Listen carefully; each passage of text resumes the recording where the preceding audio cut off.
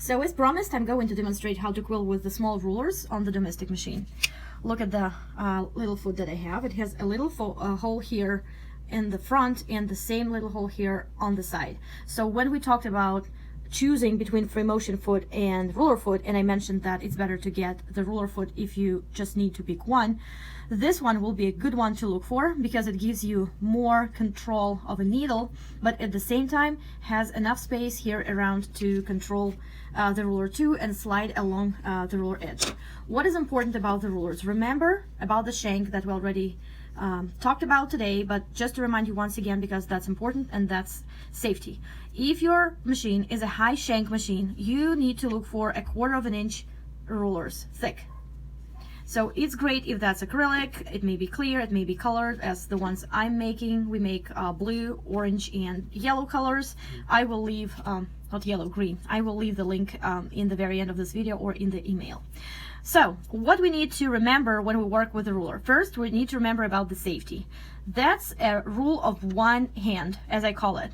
It means when you move the ruler, you just keep your hand still and you don't try to rearrange anything around the needle. It's quite dangerous because you can run over your fingers. You need to concentrate on controlling the ruler first of all.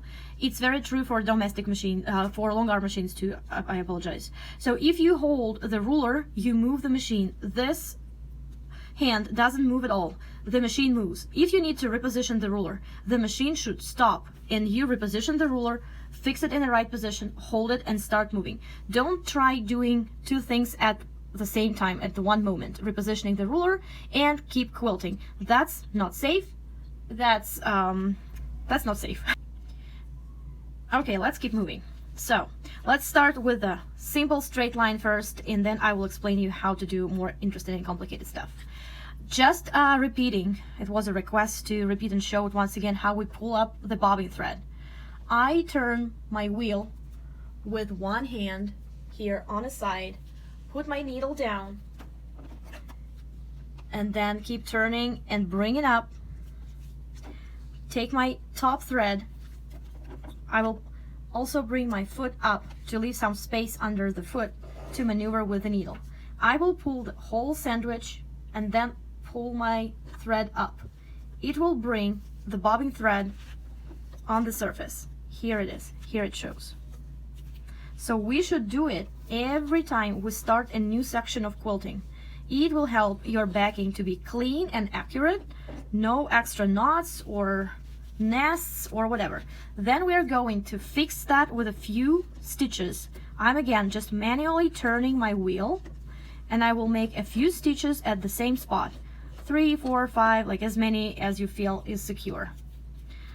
All the time while you are turning the wheel, these ends, these tails, should be well controlled. Don't drop them just hanging around. You need to pull them a little bit to control the knot on the back side. We will just clip it off later. Meanwhile, you may leave it hanging right here. It's all secured.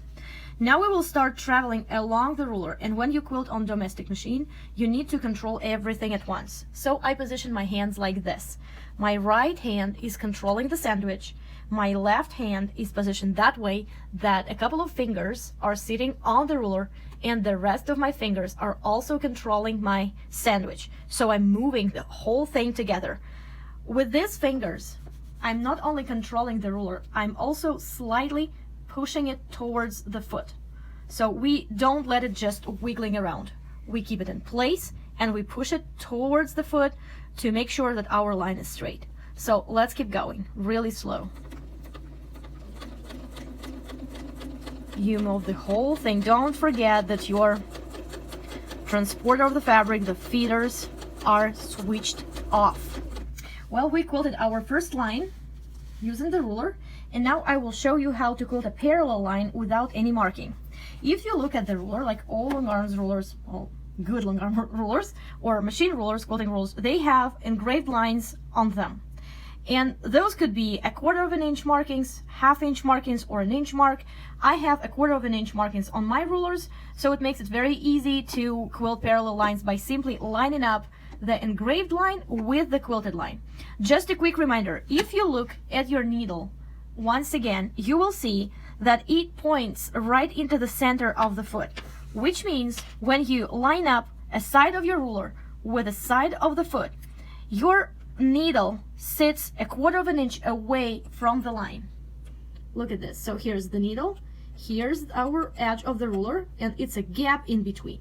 So if we quilt like this, lining up the edge of the ruler with the foot, you will get a line that sits 1/4 of an inch away from your initial line. If you line up, so let me travel a little bit to show you better. Okay, I'm traveling to the side. If I line up an edge with the line, my next line will sit 1/4 of an inch away from the first one. If I slide it like this and line up my line with the engraved 1/4 inch line, we will get another straight line quilted that is 1/2 of an inch away from the first one. So let's do that. Look at what I'm doing. Again, I'm securing my ruler really tight. I secure my sandwich, and I'm going to pull all this construction again now towards myself because I want to travel up. And I'm keeping an eye that my ruler is lined up with the line. I go really slow. We don't need to rush here. If you need to reposition your ruler, so you can see that my first line is longer than the line that I planned here, I will stop my needle down. I will move my ruler up, just slide it along the foot and keep going. Okay, I will move to the side now. And now I'm lining up my edge with the line and go down.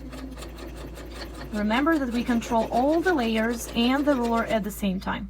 And here's what I showed you today, showing the lazy traveling around the applique or stitching in the ditch. So this line is wider, this one is narrow. Let's travel to the side a little bit more.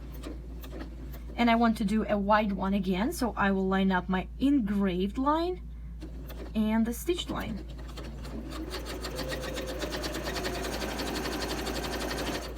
It does require some practice, but when you master it, it goes fast and smooth and so much easier than free motion lines, the ones without the rulers. Here we go. So you can just keep moving and moving and moving.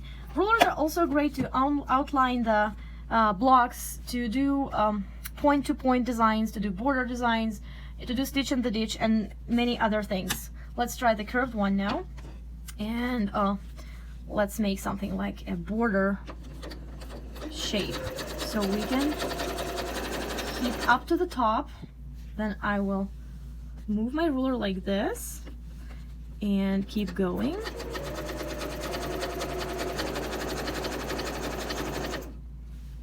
And we can do echoes, we can do extra designs. Stop needle down, reposition again.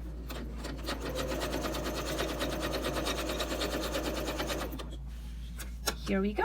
Look at this, how beautiful. The rulers really add those crisp and clean lines to any design you can try to. And now we can just play around and do some of free motion things that we learned today. Like I will go to the center and we'll keep adding teardrop shapes.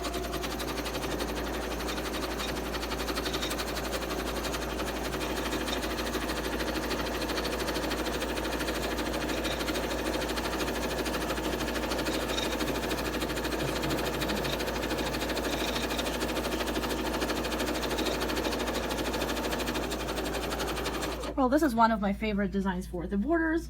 Look how fast it goes, and taking into account that your out stitching with the ruler is perfect, you may fit whatever you want in the center. It can be not that perfect as your lines, but the viewer, the receiver on the quilt, will concentrate on the straight lines better and doesn't see any mistakes you might have with the filler. So rulers are fun. If you have more questions, text me, message me. I will be happy to help you a little bit more. And other videos you can find on my YouTube channel. There are a few videos demonstrating other rulers and mostly on the long arm machine, of course. Well, thank you for watching, and thank you once again for joining me today. See you next time. Bye.